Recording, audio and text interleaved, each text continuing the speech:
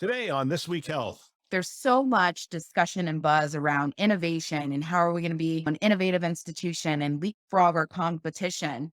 But I think what people fail to realize, or sometimes just simply overlook, is if you don't have a very strong foundation, none of that matters, right? It's all throwaway work.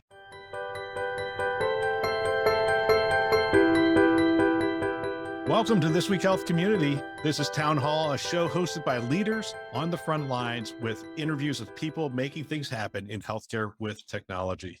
My name is Bill Russell, the creator of This Week Health, a set of channels designed to amplify great thinking to propel healthcare forward. We want to thank our show sponsors, Olive, Rubric, Trellix, Medigate, and F5 in partnership with Sirius Healthcare for investing in our mission to develop the next generation of health leaders. Now, on to our show. Welcome to This Week Health Community Town Hall Conversation. I'm Reid Stephan, VP and CIO at St. Luke's Health System in Boise, Idaho. And I'm joined today by Andrea Daugherty, the Chief Information Officer at Dell Medical School at the University of Texas at Austin. Andrea, welcome and thanks for making the time. Thank you for having me. You got it. Hey, I'd love for you to start, just share a bit about your background, your education path, your career journey that's led to this role you have today. I think it's a great way for folks to get to know you. And then also there's great learnings in people's career journeys. Yeah, absolutely. I have somewhat of an unconventional path, I feel like, to where I'm at today. So I started out right out of high school. I knew I wanted to be in healthcare, and I was actually pursuing the pharmacy track. I thought I wanted to be a pharmacist, went to school at St. Louis College of Pharmacy 1 year in, and I realized that this was not what I wanted to do with my life. But I still knew that I wanted to be in healthcare and I wanted to figure out a way to make it work. So I ended up transferring back to the University of Missouri, Kansas City, my hometown, go Chiefs. That's where I'm from. And I had an opportunity. I was working as a pharmacy technician at the time, and they were actually upgrading their IT system. And so I took an interest in that. And that was very early on. And I had no idea how I would make it work. I'd switched majors from pharmacy to biology and then double majored in business as well. And I just knew it would come together at some point. Well, as most people know, Kansas City is the home of Cerner. And so when I graduated, of course, naturally, I was recruited there. And my first role at Cerner was actually a learning consultant. And so I specifically focused on physician education. So not only was I creating, but I was also facilitating physician education. So this was in the area of CPOE. We have everybody's going live with physician order entry. And I really took an interest in just being able to work side by side with physicians and not only training them, but learning how their workflows from the past. And in doing that, I somehow became inspired. I actually know how. I'll save that story for another time. But I met this physician who was 89 years old. And so he'd Wow. only ever documented, still practicing and very sharp. He'd only ever documented it on paper. And he said, this computer system is going to cause me to retire. And I said, well, at that point, it was like, I'm committed to helping him learn that it's not that difficult. Yeah. And so we did some one-on-one training and at the elbow support, and he became a super user over the course of like 3 months. But during that 3 month span where he and I worked really closely together, we started talking about the actual practice of medicine and kind of my background. And he said, maybe you should think about med school. Thought he's crazy, but I actually went on to study for the MCAT. I scored really well. I actually applied to 5 medical schools, got accepted to 4 of the 5. And then unfortunately, my father passed away unexpectedly. And so in that moment, I made a decision to just kind of pursue the healthcare technology track as opposed to the actual practice of medicine. And I'm glad I did. I mean, I spent almost 5 years at Cerner, went on to work for a provider really as a consultant. They were a legacy Cerner lab legacy client, the last one actually to migrate over to PathNet and Cerner Millennium. It had been paused for some time. I came on, I revived the project. We went live in 11 months from 5 separate instances to a single enterprise lab solution. Built a team, did that for a couple of years. And then I just really got kind of burned out on the application side of things and really wanted to focus more inward. I wanted to learn the infrastructure. Cybersecurity was something that was a growing concern. And so at the time, I approached my then manager and said, hey, I have a crazy idea. But would you be willing to create a position for me in cybersecurity if I go obtain my CISSP certification and create a strategic roadmap for the team that I want to build? We're a $3.4 billion organization, 5 hospitals, over 300 ambulatory sites at the time, or sites of care at the time, just because we were in acquisition mode. And he kind of looked at me and smiled and he's like, yeah, I mean, it's going to take you a while, but okay. So 3 months, got my CISSP, came back, wrote the job description for this new role. He took it to my CIO at the time and said, yeah, absolutely. Right. We do need a cybersecurity program. And if Andrea is willing to lead it, let's give it a shot. And so I led that program. So we went from not having, now mind you, I had no experience in cybersecurity outside of doing my own education. But, I mean, it was very interesting to me and I had a lot of respect within the organization. So I was able to build a team of 12. We had some managed services as well. We implemented a SIEM, endpoint management, all of these really cool things that are really fundamental now. And I led that team until I decided to come to Texas. I came here to do the same thing, build a cybersecurity program for the med school and healthcare vertical. And within 3 months of being here, I inherited oversight for infrastructure, networking, and my responsibilities continued to grow until last year when I was appointed to the CIO role. So it's been a crazy ride, but a fun one for sure. Yeah, and you mentioned it's kind of unorthodox, but I don't know anyone whose career path isn't to some degree a bit unorthodox. And Right. as I talk to people, there's these common threads that I've observed in everyone's career journey when they have a successful career. One is they have a belief in themselves. They're not afraid to change their mind or try new things. Two, there's typically a mentor or some leader that identifies something in them they maybe haven't Absolutely. seen or perceived on their own. And third is that they are they're just lifelong learners. Like they're willing to continue to learn and invest in themselves going forward. And that's kind of the secret sauce. Yeah. I love what you described though about this. You were a consultant learner or a learner consultant, and you worked a lot with providers. And I think that is a great foundational component of your career. I've noticed, certainly for those that come into healthcare, physicians kind of have this mystique, right? And people don't Yeah. quite know maybe how to talk to them, or they think they've got to like walk on eggshells. And sometimes that impairs the ability to collaborate and to effectively serve them and to figure out how to work together. So it seems to me that you don't have any of that trepidation at all because it's just such a common experience and you see them like you should as colleagues and people that collaborate and want to do the very best work they can. Yeah, absolutely. I think I was very fortunate to have that experience early on in my career because just as you said, right, it gave me an opportunity to really get to understand them. And I worked with specialties across the spectrum, right? So surgeons, neurosurgeons, neurologists, I mean, Yeah. and it gave me a different perspective of how to approach the gap between the actual delivery of care and technology. And so I feel very fortunate to have started my career in that capacity because I've met colleagues and peers along the way where they've kind of worked backwards. And so it's always very interesting. But for me, I feel like that was a very important part of my foundation. And it also gave me, I'll say it gave me a lot of confidence to continue to kind of push forward and Yeah. maybe explore the unknown. I want to take a moment and share our next webinar, Patient Room Next, Improving Care Efficiency. The patient room is evolving inside and outside of the four walls of your health system. What is coming next to improve clinical effectiveness through technology? With guests from health systems from around the country, we will discuss machine vision, ambient listening, AI, care companions, and much more.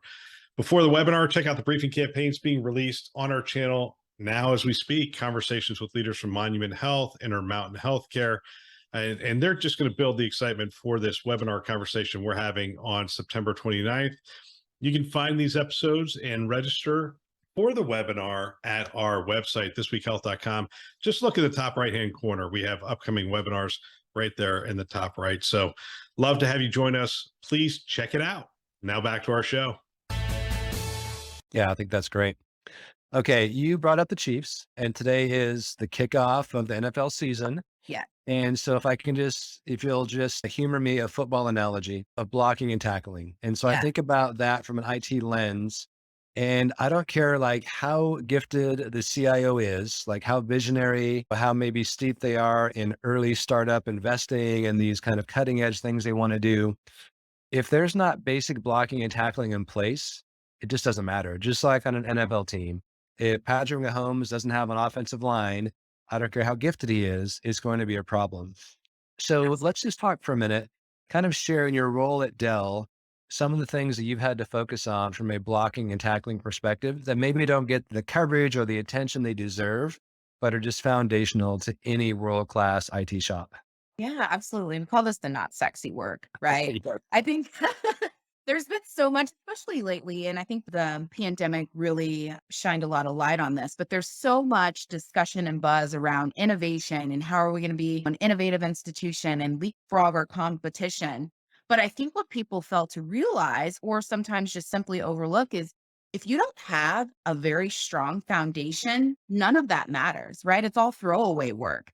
Yeah. And so that was a huge opportunity, I think, for me to come in and make a significant impact in this role was really addressing those fundamental things. Dell Med was founded 7 years ago, and we really pride ourselves and brand ourselves as being this really innovative institution that's not only changing how people get and stay healthy, but how the physicians of the future are educated, right? So you got to have something to back that up.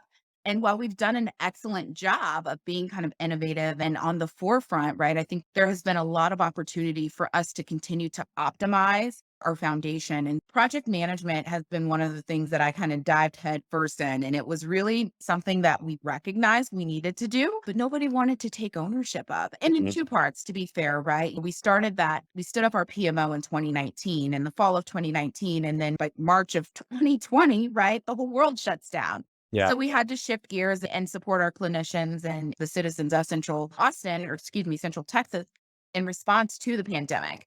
And so that didn't leave a lot of capacity for us to continue focusing on growing our PMO. And so fast forward to last year, and we finally feel like we're at a point to where we can kind of reignite some of the initiatives that we had launched in 2019.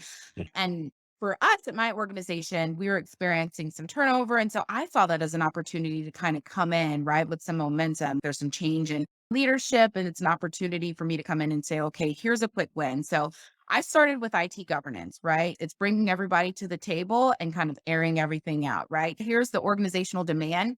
Here's the capacity of IT based on what services we offer today. Like, how do we collectively, as a leadership team, kind of synergize and determine what is the best value, brings the best value to the entire organization?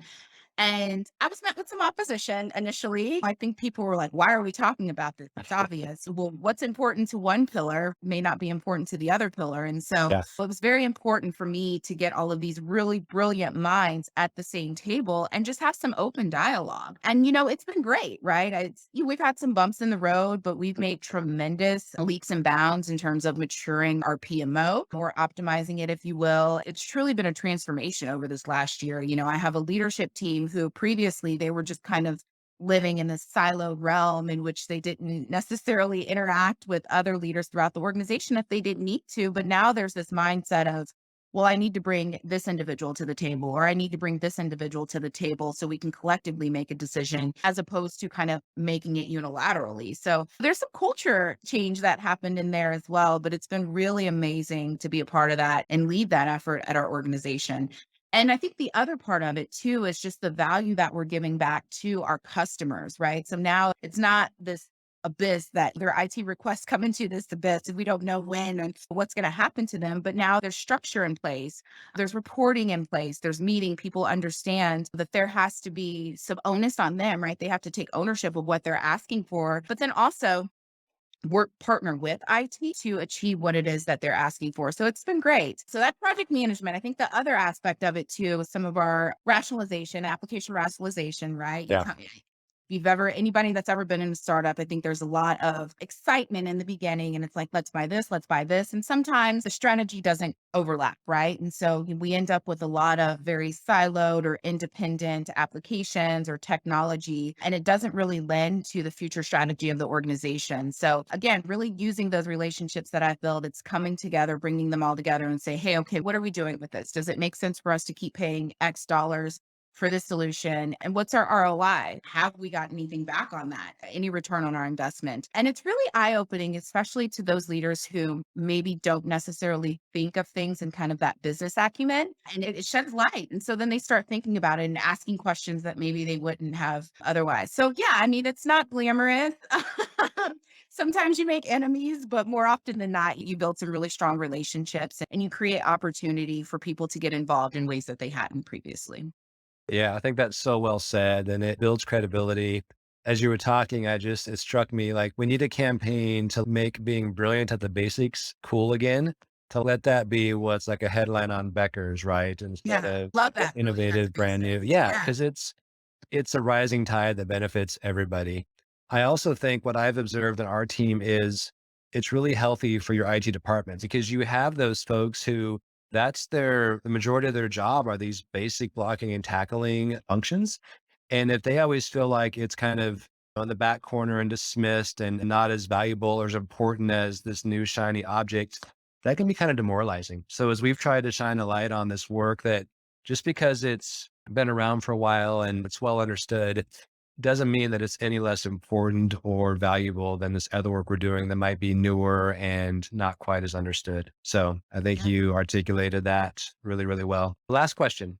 So as you look to the future in your role there at Dell Medical, what are you most excited about? Oh, I always love this question because there's so many things. I mean, Yeah. I kind of going back to kind of my journey, right? I've always been interested in healthcare. And the reason for that is the impact to drive change, be it with providers, be it with patients. There's an ability to have an impact that I feel like is far beyond any other industry. And so that's what's kept me in healthcare.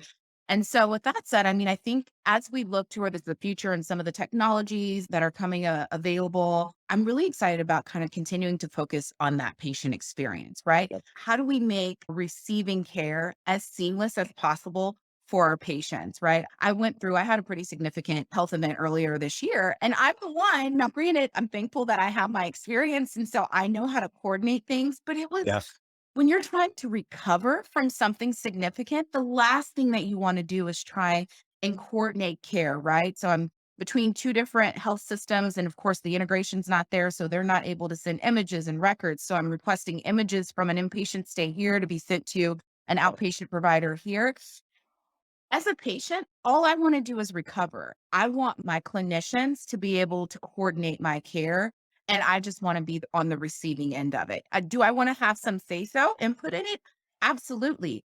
But I don't want to feel so overwhelmed with trying to recover after experiencing a significant health event that I just kind of I withdraw myself. Right now, granted, I didn't do that, but there's a lot of patients that Yeah. do have that experience, right? It becomes so overwhelming for them that maybe they don't follow up with the specialist that they needed to, or they miss lab draws that were imperative to a Right. diagnosis or a medication administration. So I think really being able to improve not only interoperability, but also the coordination of care and meet patients where they're at. I think there's some really amazing technologies out there that can help us get there.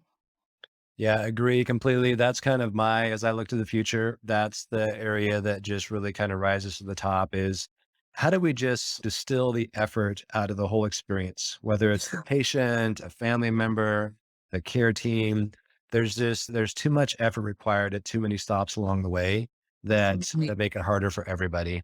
And it is, at the end of the day, it's about the experience. So amen. And with that, Andrea, thank you for taking the time today. Delightful to visit with you and Likewise. appreciate Thanks the for having thoughts you've shared. Yeah. Thanks, Reed. I really love this show. I love hearing from people on the front lines. I love hearing from these leaders.